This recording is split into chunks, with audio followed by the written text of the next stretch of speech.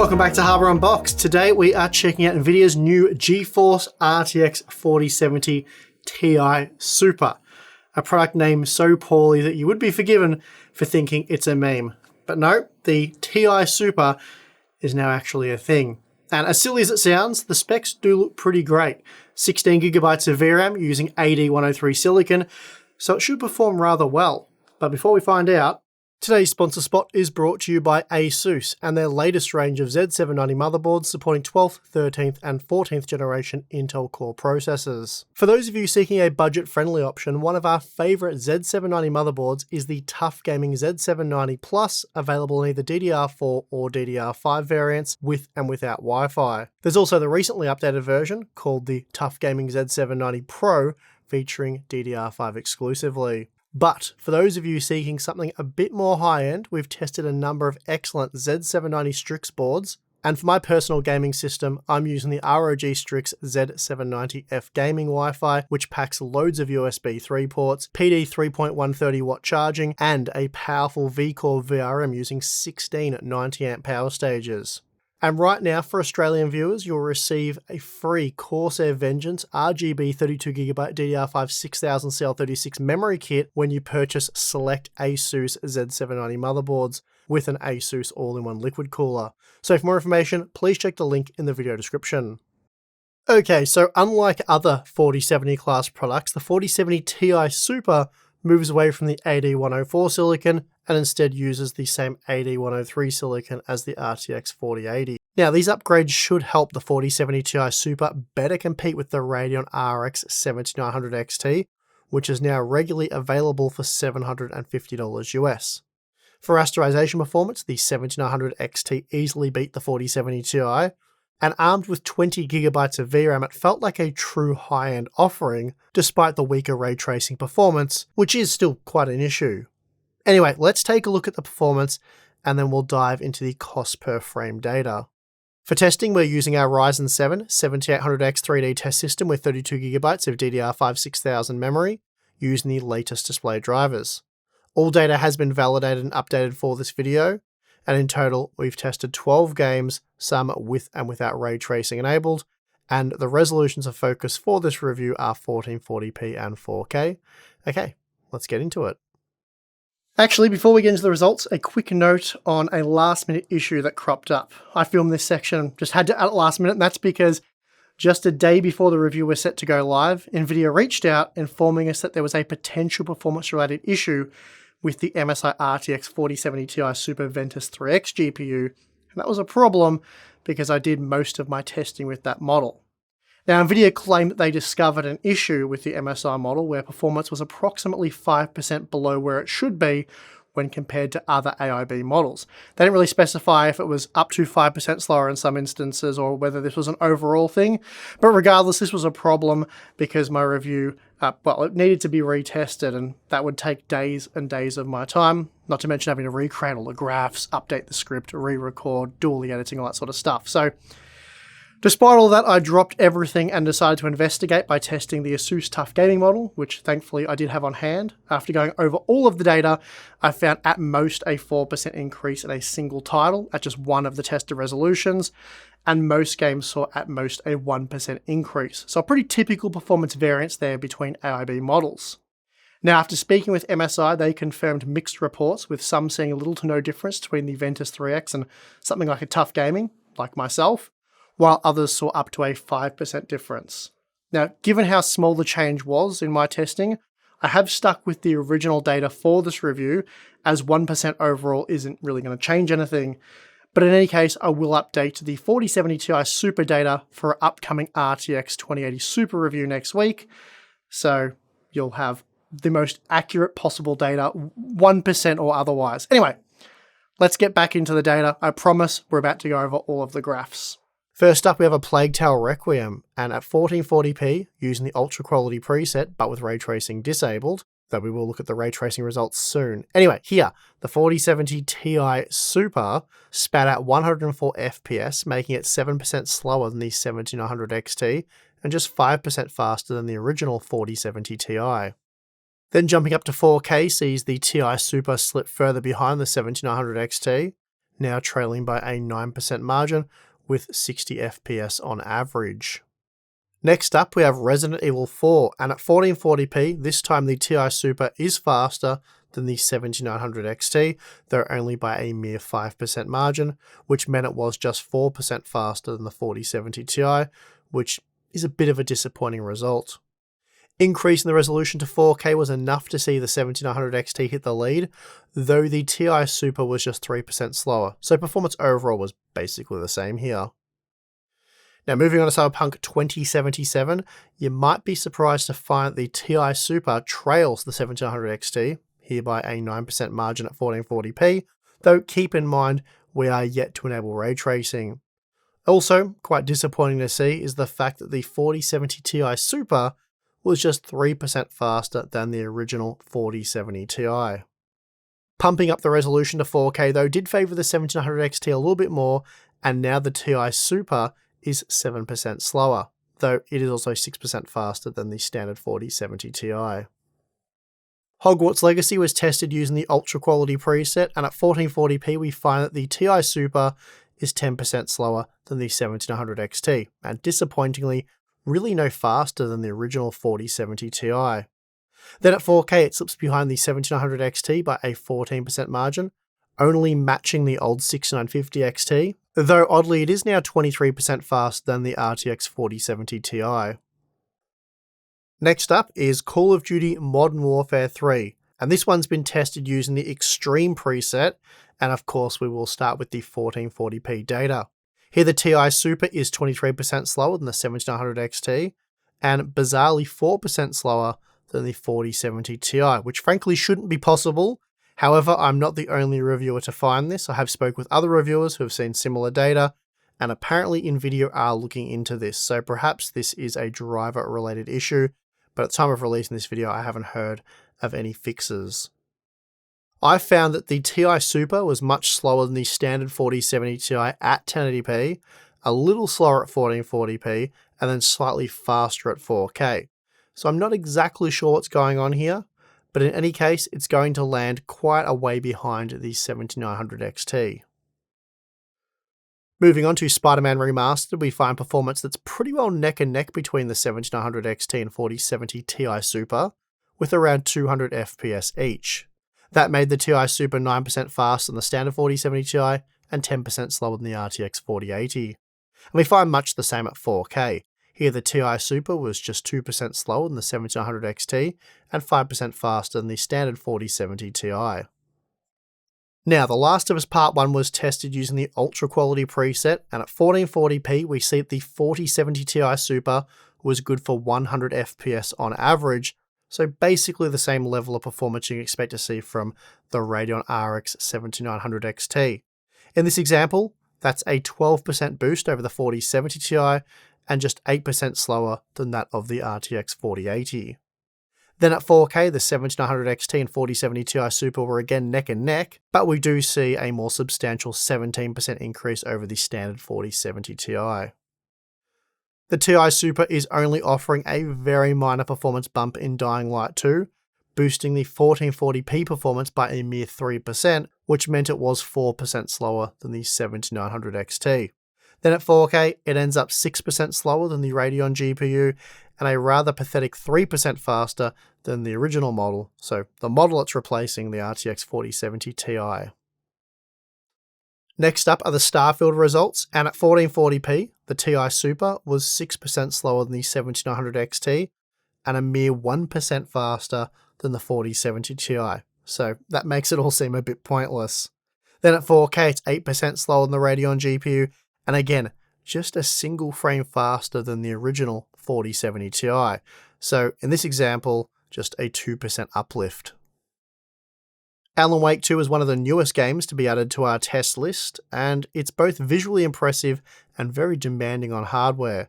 Using the highest quality preset but with ray tracing disabled, the Ti Super is 6% slower than the 7900 XT at 1440p, and that's because it's just 3% faster than the original 4070 Ti. And jumping up to 4K, that does knock the average frame rate of the Ti Super down to just 41 FPS, making it 5% slower than the 7900 XT. It was also just 5% faster than the original 4070 Ti, which makes this updated model seem, a bit pointless, I would say. The second last game tested is Watch Dogs Legion, and here the Ti Super is 9% slower than the 7900 XT at 1440p, and just 1% faster than the 4070 Ti. Then at 4K, it trailed the 7900 XT by a 10% margin, with just 94 FPS on average, which is a mere 3 FPS boost over the original 4070 Ti. And for the last of the rasterization results, we have Hitman 3, and here the 4070 Ti Super averaged an impressive 172 FPS at 1440p, making it 9% faster than the 7900 XT and 8% faster than the original 4070 Ti. Increasing the resolution to 4K though completely flips the results on their head, and now the 4070 Ti Super is 13% slower than the 7900 XT. We're also seeing virtually no change in performance between the 4070 Ti and 4070 Ti Super. Okay, so here's a look at the 12 game average, covering the raster performance. At 1080p, the Ti Super was 6% slower than the 1700 XT, and just 3% faster than the 4070 Ti, so pretty disappointing results there overall. Now the margin to the 1700 XT was the same at 1440p, again the Ti Super's 6% slower, and just 3% faster than the original 4070 Ti, so based on that you have to wonder, what is the point? Finally, at 4K, it's 9% slower than the 1700 XT, and then 6% faster than the 4070 Ti, so not nearly the performance uplift we were expecting based on the specs. Okay, so what about ray tracing performance? Well, to find out, I've overhauled our ray tracing benchmarks, adding more titles, and increasing the RT settings. The goal here was 60 FPS or better at 1440p, so if upscaling was required to hit that FPS target, it was enabled, using the quality setting for either DLSS or FSR. A Plague Tale Requiem doesn't require upscaling for 60 FPS or better with the 4070 Ti Super, so we didn't enable it. In this example, it was 22% faster than the 1700 XT, but just 5% faster than the original 4070 Ti. So while a good result relative to the AMD GPU, a pretty poor performance uplift when compared to the model it's replacing. Now, for the 4070 Super review, I did add Avatar, but included in the 12 game benchmark data, despite the fact that it enables ray tracing by default.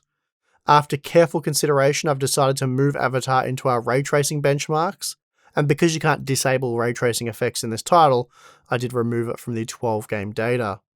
The 1700 XT does reasonably well here anyway, as the Ti Super is just 3% faster on average. The Ti Super was also just a frame faster than the 4070 Ti, so again, a much smaller uplift here than what you'd probably expect. Next up, we have Resident Evil 4, and here both the 7900 XT and 4070 Ti Super were good for around 120 FPS, so pretty similar performance there. In fact, the Ti Super is really no better than the original model, so I'm not really sure what's going on there. Cyberpunk 2077 Phantom Liberty has been tested using the Ray Tracing Ultra preset, which requires the aid of upscaling for 60 FPS gaming. So we've enabled quality DLSS for the GeForce GPUs and then quality FSR for the Radeon GPUs. Sadly though, the 1700 XT is unable to achieve 60 FPS on average, rendering just 45 FPS. The 4070 Ti Super, on the other hand, spat out 74 FPS, which was the exact same result produced by the standard 4070 Ti. Marvel's Spider-Man Remastered has been tested using the very high quality preset with the very high quality ray tracing options enabled. And despite maxing out the game, we find the 1700 XT and 4070 Ti Super are neck and neck with 126 FPS, which is also the same performance seen from the standard 4070 Ti. Now, performance in Hogwarts Legacy is somewhat CPU bound, even at 1440p, which speaks to how poorly optimized this game is, and as a result, most of the higher end GPUs are all producing very similar performance. Now, the RTX 4070 Ti doesn't require upscaling to exceed 60 FPS in Fortnite at 1440p, with all the ray tracing bells and whistles enabled, and as a result, it was 27% faster than the 1700 XT here, rendering 62 FPS opposed to 49 FPS. Ratchet and Clank A Rift Apart is a very poor title for AMD once ray tracing is enabled. In this example, the 1700 XT fell short of 60 FPS even with FSR enabled. Meanwhile, the 4070 Ti Super spat out 90 FPS using DLSS quality mode, making it 70% faster than the 7900 XT, so a devastating margin there. Also, just as a side note, I have no idea why the 7700 XT is broken in this title with ray tracing enabled. I tried multiple driver installs, but each time the game turned into a complete slideshow. This seems like a driver bug to me, so hopefully AMD can address it shortly. Star Wars Jedi Survivor does play better with the Radeon GPUs with ray tracing enabled, as we're looking at similar performance between the 7900 XT and 4070 Ti Super with around 80 FPS on average. Then finally, we have Alan Wake 2, which is a bloodbath for AMD. Although the rasterized performance is excellent in this title from the Radeon GPUs, enabling ray tracing cripples them to the point where even upscaling can't make them usable. As a result, the 4070 Ti Super was almost 3 times faster than the 7900 XT. Okay, so here's a look at the 10-game average at 1440p. Here we see that on average, the 4070 Ti Super was 27% faster than the 7900 XT, and that's a really poor result for the Radeon GPU. It's no surprise to find Nvidia winning the ray tracing benchmarks, though the degree to which they win does depend on the games used. Alan Wake 2, for example, was a shocker for AMD, and it certainly helped inflate the margins. But it's also a really great looking game, and it's playable using ray tracing on the 4070 Ti Super at 1440p, so for me, it's a valid result. Now, the only disappointing result here being the fact that the 4070 Ti Super is just 4% faster on average than the original 4070 Ti. Now, another big advantage of the GeForce 40 series is power efficiency. In Hitman, for example, the 4070 Ti Super was 9% faster than the 7900 XT at 1440p, and yet it was still able to reduce total system power usage by 8%. It's not exactly blowing the 7900 XT out of the water here, but it's certainly the more efficient product. Then taking power readings while testing with Spider-Man Remastered sees the RTX 4070 Ti Super reduce total system consumption by 16%, and that's while delivering the same level of performance. So a 72 watt power saving, that's really nothing to scoff at. Now it's time for the all-important cost per frame data, and as usual, we'll start with the MSRP figures. Of course, while the 7900 XT MSRP is still $900, it hasn't been a $900 product for a long time, basically since its release. Still, without an official change to the MSRP, we have to go with $900, and that means the 4070 Ti Super is around 6% better value per frame, so not amazing, but it does make the GeForce GPU a much better buy. Sadly though, when compared to the original 4070 Ti, the new Super version improves value by a mere 3%. Okay, but what about real-world pricing? For that we have Newegg, and the first thing I want to address here is the 7900 XT price of $750. Right now, the cheapest 7950 XT on Newegg is actually a discounted ASRock Phantom gaming model for just $710. That seems like a pretty good deal. Then there are a few XFX and Sapphire models at $730, with the rest at $750 or more. Now, the reason I haven't gone with the $710 or even $730 prices is because I believe these are limited time only deals, meant to rain on Nvidia's super parade. AMD themselves have said they're working with their partners to make $750 US the new sweet spot for the 7900 XT. So realistically, moving forward, it should be possible to purchase a 7900 XT for that price. And that being the case, I'm going to ignore what I think are limited time only deals and instead go with the more realistic long-term price of $750 US. That said though, I do feel as though this product really needs an official price cut to $700 US to become a viable option. At $750, it's just an 11% saving per frame when compared to the 4070 Ti Super, and that's when looking purely at rasterization performance. If we were to look at the ray tracing data, the 7900 XT would end up costing 19% more per frame, making the GeForce GPU the obvious choice for anyone interested in ray tracing. The only disappointing aspect of the 4070 Ti Super is the fact that it's just 3% better than the original 4070 Ti in terms of value. That's not exactly an exciting update, is it? It's also 20% more costly per frame than the 4070 Super, offering a mere 11% performance uplift for a 33% price premium. Okay, let's have a quick look at some AIB cards, and for all of our testing we used the MSI Ventus 3X, as it was the first 4070 Ti Super model that we received. This is a base model card, which should be available at the $800 US MSRP. Now for testing, it was installed inside an ATX case with the door closed. We had a room temperature of 21 degrees maintained throughout our testing, and the card was placed under an hour of gaming load.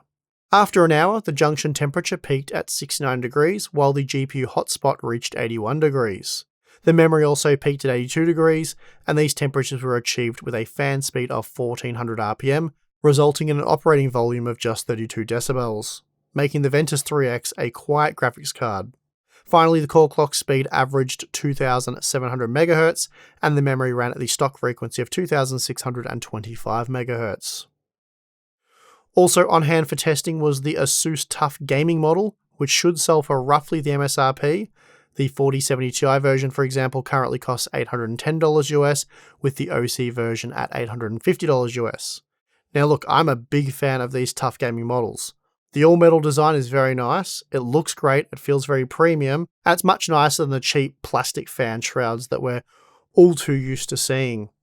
As for operating behaviour, it had a peak junction temperature of just 63 degrees with a peak hotspot of 75 degrees, so 6 degrees cooler than the Ventus with a comparable 1500 RPM fan speed and 32 decibels of noise. The memory also peaked at just 76 degrees, so again 6 degrees cooler than the MSI model. Then lastly, we have the Gigabyte Gaming OC, and currently the 4070 Ti version is priced $20 over the MSRP, so I expect this super variant to cost at least $820 US. As for how it handled, we saw a peak junction temperature of 63 degrees and a peak hotspot of 75 degrees, so the same results were recorded by the TUF Gaming. The memory though ran at just 68 degrees, so 8 degrees cooler than the ASUS model, and 14 degrees cooler than MSI's Ventus 3X. Now the fan speed did reach 1600 RPM for an operating volume of 34 decibels, but the cores also clocked at 2800 MHz, and that's a 4% boost over stock. So a pretty good result here from Gigabyte. So there you have it, the GeForce RTX 4070 Ti Super. Seems about as unnecessary as the name. And by that I mean, well, we got the 4070 Ti a year ago now. So it's been out in the wild for 12 months. If you wanted to buy one, you could have bought one at any point in the last 12 months for $800 US. And it was, how do I say this? One of my least favorite GeForce 40 series products. 12 gigabytes for $800 US. Not it. It's not a good buy, not a good product. And so yeah, the refresh model, it is better, but it's not that much better. So was it worth waiting 12 months for? Of course, the biggest issue was the price, or rather what you were getting for the price. $800 for a 12GB graphics card was laughably bad when it launched, so I'm glad Nvidia has updated it to 16GB, but it also feels like too little too late. The upgrade just isn't significant enough to get me excited at the $800 price point. On the other hand, the updated 4070 Super for $600, that was pretty decent. Not exactly an amazing deal, but as far as mid-cycle refreshes go, it was pretty good. The 4070 Ti Super though, it's a bit of a wet blanket. Performance overall is really much the same. We're talking about a few percent uplift, so not enough for anyone to care.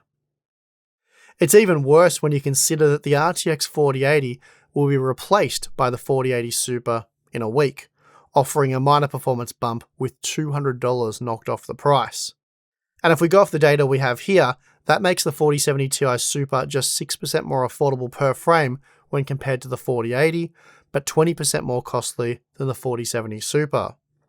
And really what this means is that overall AD103 products aren't great value, but if you're going to buy the 4070 Ti Super, you might as well just go the full hog and get the 4080 Super. Plus you'll enjoy the added benefit of not sounding like you're having a stroke every time someone asks you what GPU you're running. Now, when compared to the Radeon competition, the 4070 Ti Super stacks up rather well. If priced at $750 US, the 7900 XT becomes a bit iffy, and I feel paying the extra $50 for the 4070 Ti Super is the way to go. You're getting similar rasterization performance with generally much stronger ray tracing performance, especially in titles that use RTFX heavily. Then there's all the other stuff we often talk about, stuff like the quality of DLSS generally being better than that of FSR, a much better ray tracing performance, better encoder quality, and better power efficiency, just to name a few. So for me to take the 1700 XT over the 4070 Ti Super, it has to be no more than $700 US. So a $100 saving or a 13% discount. And again, we've said countless times in the past, it's our opinion, which is also backed by viewer data, that Radeon GPUs need to cost a minimum of 10% less than the GeForce competition before they become viable, given many of the things we just mentioned. So, in a nutshell, for us, 10% less is where Radeon GPUs become viable, 15% less is convincing, and 20% less is an automatic purchase. Anyway, we will continue to monitor pricing with our monthly GPU price updates, so you can work out what the best deal is for you. For now though, I think we're pretty well done here. 4070 Ti Super, it is a pretty boring product that at best fixes mistakes of the original, and really this is what Nvidia should have delivered to you guys 12 months ago. So that makes for a fun product release. Anyway, yeah, I really am done here. Bit of a boring one, this one. Suspect that most of you will agree. But if you appreciate me spending a week benchmarking boring GPUs, then give the video a like, subscribe, and if you'd like to get some more hardware unboxing goodness, we have Floatplane Patreon. Signing up to either one of those things will get you access to monthly live streams, a Discord server, behind-the-scenes content, Q&A stuff, a lot of cool things there, so check it out if you're interested. But if not, perfectly fine, and I would like to thank you for watching this video. I'm your host, Steve. See you next time.